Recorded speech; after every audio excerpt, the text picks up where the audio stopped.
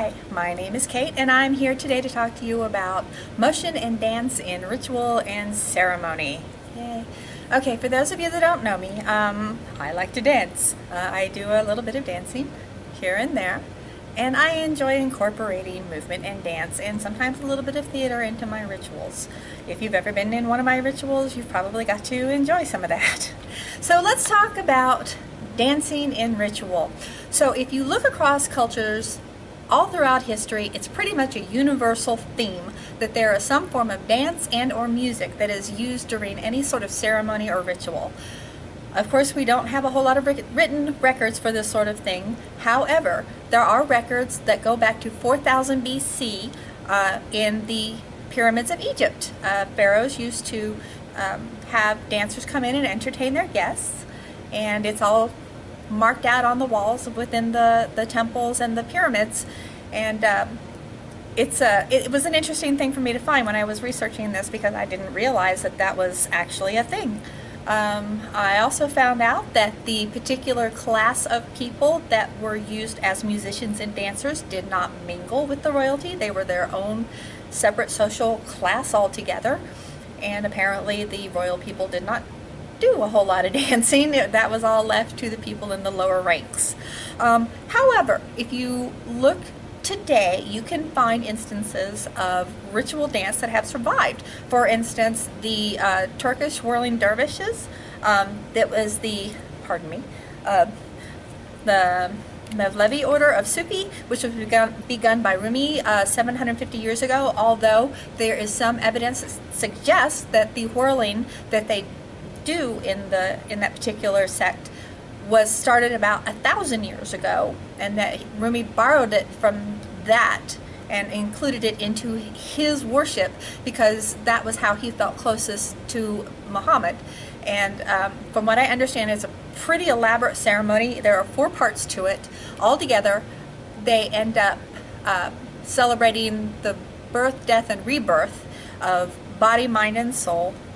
And when they are spinning, they are intoning the word Allah when they are actually in the midst of their whirl, so that they can pull that in for themselves. It's an actual form of prayer, which is kind of a cool idea when you think about it. Also, in New Zealand, the Maori tribe, they have this wonderful thing called a haka. On a personal note, if you've never seen a haka, I highly recommend you try and find some videos on YouTube or Vimeo, because it is just amazing. It is a traditional war or conflict dance, and unfortunately they don't know how far back this goes, because the Maori tribe uses an oral history, and everything they have passed down, of course, if you know anything about oral history, it has a tendency to change as time goes on. So the haka that we see today, there's absolutely no way of knowing whether or not that is the same sort of a haka they did, say, 500, 600, 700 years ago, because things tend to evolve, and that's the way it's supposed to be. I would be interested to know what it was like 500 or 600 or 700 years ago, but I really enjoy what happens with the hakas today. They were meant to intimidate and show strength and call to their god of war. In the haka, they stomp on the ground and they strike themselves in the chest, and they strike their arms, and they will stick out their tongues and make their eyes look all bugged out. And it's to be intimidating and even look like their god of war.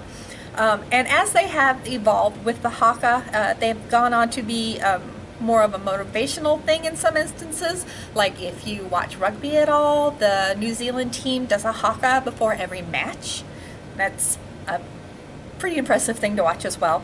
And they've also found a way to incorporate them into funerals, which that absolutely brought a tear to my eye. I watched that at a school where a Maoran kid passed away, and they let all of the students in the school participate in the haka, and it was really awesome and very sad, but still really awesome. Of course, here in the Americas, North and South, the native tribes also have ceremonial dance and ritual dance. In South America, I wasn't able to find as much information on the South American tribes, but a lot of their dances focus on, of course, stages of life, changes that happened. One was a ceremony to honor a child becoming more mature, moving into puberty, going from child to adult, and a lot of their dances incorporate the animals of the jungle, the cats, and all the other animals that live in the region. They would confront these animals as different aspects of themselves that they must learn to live in harmony with. And of course, in the North American tribes, we're more familiar with that because we live here in this continent. And due to some terrible things that happened in the 1800s, we have shows. They're basically just shows and entertainment, forms of entertainment that incorporate the Native American dances and the ceremonial dances. They do still perform these ceremonial dances for their own tribes, but yeah, I have mixed feelings about that sort of thing. It did help to preserve some of the tradition, but it also kind of turned it into just a show, and however, before we all came along and screwed everything up, there were actually certain dances that were known within several different tribes, so that when these tribes came across each other, they would come together for a social event. They would all know these same dances, and they would all be able to participate together, and it became a very important social event, along with being a ceremonial event, which I think that was a kind of a cool idea, and I kind of like the fact that we can do that as well within the dance community that I hang out in. It's always fun to be able to dance with people, even though you haven't ever met them before. Anyway. So what about us translucent people? Well, yeah, Western European people actually did have some traditions of dance. There is some history to suggest that the Celtic tribes had dances that they would do before they would go off to wars or any sort of fighting that they had to do. There would be dances for socializing. Dancing for socializing is a big thing and has been for a really long time. There is even some suggestion that the Druid priests participated in dancing as well. I don't know what that would look like. I would like to think I'd know what it looked like, but I would just be guessing, trying to figure it out from what I know of Celtic and pre-European tribes. However, as time evolved, of course, the European tribes would use dances for celebrations and socializing. There were two very distinct forms of dance that began to evolve from the European traditions. There was the lower class, working class, whatever you want to call it, and of course the court dances. From the working class ones, that's where we come up with the contra dancing and line dancing. And the court dances incorporated some of the line dancing and circle dancing. If you've ever been to a Ren fair and you've seen the court dances that they do there, that's pretty close to what they had back then. So we can safely say that across all ancient cultures, you can find instances of dance, music, used in ritual and socialization, whether it's India, Egypt, China, Japan, all over the African continent, all over the American continents, all through the Asian continent, even in Australia. The Aboriginal tribes in Australia are well known for having dance for ceremonial reasons and ritual reasons. Okay, so what about today? Do you know anybody who does ritual dance? Well, sure. Ritual dance is a lot of fun. That's my personal opinion. So why would you do a ritual dance, something in ceremony? Why would you do any kind of movement in a ceremony? I've been in rituals and ceremonies where there was absolutely nothing. They read from a script, they turned and welcomed the directions, they welcomed the Lord and the Lady, they did what they needed to do, and then they dismissed everything, and that was it. That was the end of it. And there was no song, no music, no drumming. For me, that's just unbelievable. But I'm very much driven by music and motion and feeling all of the feels.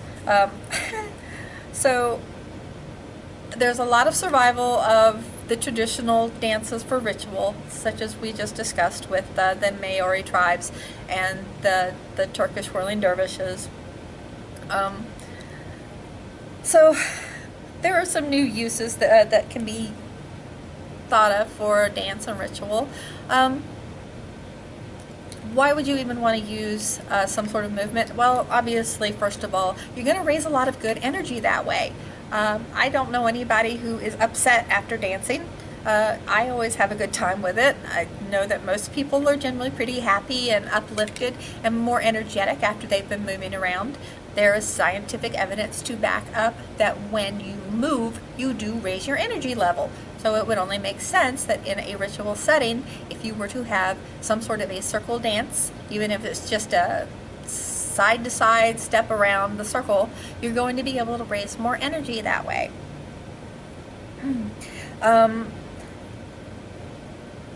It's my theory that what was used as ceremonial dancing way back was what evolved into the socializing dancing that we have now. And we borrow from those dances now to create our new ceremonial movements, our new ritual dances. Now then, it doesn't have to be that complicated. I've seen some amazing ritual theater that was just astonishing and amazing, and I loved it. But it doesn't have to be super complicated. You can do a real basic grapevine in a circle, which is a very basic folk dance step, which I'll be more than happy to show you in just a few minutes. Or you can do just a side-to-side shuffle, just something to get people moving and get things flowing a little more. I mean, I have stood in circle, held hands, moved the energy from one person to the next, and you can raise energy that way just fine. But if you really want to give it a good oomph, move some people around, get the energy moving with the motion. And of course, if you want to get a little more complicated, there's always the spiral dance. If you've not done that, it's pretty awesome. Also, if you've ever been to a festival or a gathering or even a concert or an event, you'll see people afterwards dancing around a bonfire with drummers, and that becomes its own form of worship. It's ecstatic dance, and it's just moving to the music and doing what feels right, and it becomes an incredible energy raiser as well. And I like to use that for myself, for my own personal use as worship and honoring the gods and goddesses. So, if you would like to incorporate movement into your ceremony, where does it go? Well, you can use it to construct your circle and raise your sphere of energy to protect what you're doing. You can use it to even get rid of excess energy. Once you've raised your energy and done your magical workings and you need to get rid of it, you can let it go and do a little bit of a free dance of just letting it flow back into the earth. We've used it prior to doing our magical workings, whatever it is that we were doing for the evening. We've used it just to honor our ancestors, honor the gods and goddesses or the elements or whichever it is that you worship or don't worship. Also, I discussed the ritual theater, and I would like to tell you guys about a couple instances of ritual theater that I got to participate in. This is just one of those things that I really enjoy doing. I've been in a couple of smaller rituals where we would have a fight between the Oak King and the Holly King to commemorate the change of the year. But the first time I got to participate in something like that, it was for a Samhain ritual. It was out of town, north of Springfield, and it was at a friend's house, and it was a pretty big gathering. There were well over 50, 60. It was a pretty big gathering for this area. And we were getting ready to start the ritual, so we're all coming into circle, and we're constructing our circle, and we could see figures moving far away out in the midst of the fields. And as our attention got drawn to this, they came closer, and it was participants within the ritual who were dressed as spirits who had gone on, and animals and ethereal beings, and they came into the ritual area and they participated in the ritual with us, and they were representing our ancestors who had gone on before. And when we were done, they went back across the field into the mist. And afterwards, when everybody got back together for the feast, nobody said anything about who it was that came in for the ritual. And that way it kind of helped keep the mystique of, you know, maybe it really was our ancestors. But in any case, I thought that was a super cool thing to do. And then another one that I got to be in was at Heartland Pagan Festival outside of Kansas City. There's a gentleman, his name is JD. He's a big man. He's like 6'6", 6'8", something like that, pretty broad, just a great big guy, and pretty furry, has lots of curly hair. We were getting ready to do our ritual. Heartland Pagan Festival takes place in May, so it's very much a time of fertility. And we were getting ready to do our circle, and of course there are hundreds of people in this ritual. So it's pretty hard to impress a whole lot of people in that manner. So we've got a big bonfire going, we've got all these people standing in the circle, and they had given JD a set of antlers, made it into a crown so that it was on his head, and it made him over 7 feet tall. It was just incredible. He strides into the circle and stands next to the bonfire, and it was like the god of the hunt was right freaking there in front of us. And it was probably one of the more impressive things that I've ever seen. And I've just always had a great deal of respect for JD anyway. And that was just an incredible thing to see at that point in time. And it was just, Heartland is pretty magical anyway. And that just really drove it home. One more thing, I don't actually have it on here, but I thought about it later. My friends Linda and Ginger, you guys know them, they come and play music for us. They were at Heartland one year, and there was a great big storm, and nobody wanted to go back to their tents because it was icky poo, yuck, wet, cold. So we just stayed, and they played and played and played, and there was a big spontaneous, it would have been a spiral dance if we could have actually done a spiral, but we all just grabbed hands and started snaking in and out of all the chairs, and people who didn't want to get up, they just sat there and clapped. But there was just this huge chain of people dancing around in a circle underneath the pavilion, and that was a big energy raiser too. May not have been the best idea during a thunderstorm, but it was just a spontaneous thing that happened, and we had a lot of fun with that one too.